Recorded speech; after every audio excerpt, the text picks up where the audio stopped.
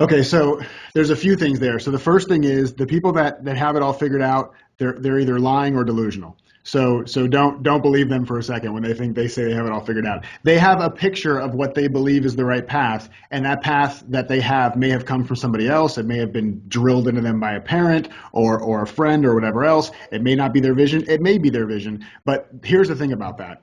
None of that matters to you. Like, this is not about them, and it's not about what they do or don't have figured out. It's about you.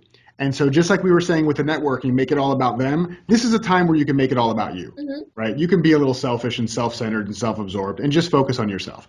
And so, one of my favorite quotes, and I won't try to recite it because I'll butcher it anyways, something Steve Jobs said about not being able to connect the dots going forward, only being able to connect the dots looking back. And it's always something, I remember when I first saw that quote, I'm like, oh God, this is more like motivational drivel crap. Like, it's just like that. It's so stupid.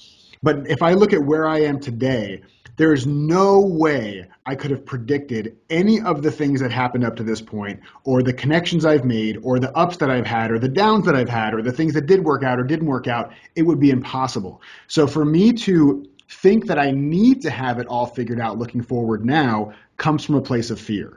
That's all it is. When I try to create my exact path of what I'm going to do for the next 1 year, 5 year, 10 years, 20 years, 30 years, it's fear. It's all fear-based. And so I don't do that. That's for me. Like, I don't begrudge anybody else from doing it. If it serves you, then do it. But for me, that just doesn't seem to work. So what I do instead is I experiment.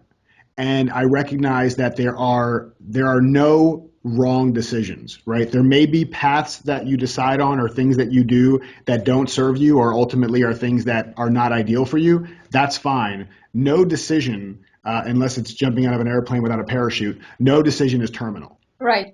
No decision is terminal. Everything. So that's the one part. And the second part of it is that you said something about the students feeling, and I get this because I can talk about this now, not because I'm smart, but because I went through it, right? Like, this is not me like speaking from my pedestal. This is me saying like, yeah, I know how that feels. That sucks.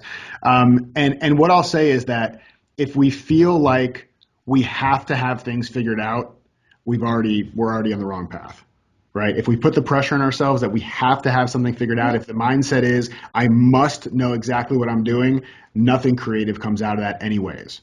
So even if you could create the perfect path for the next 1 year, 5 years, 10 years, 20 years, 30 years, it's not going to come from that quality of thinking, that level of thinking that says, I got to figure this out. Oh my gosh, all the stress, all the pressure.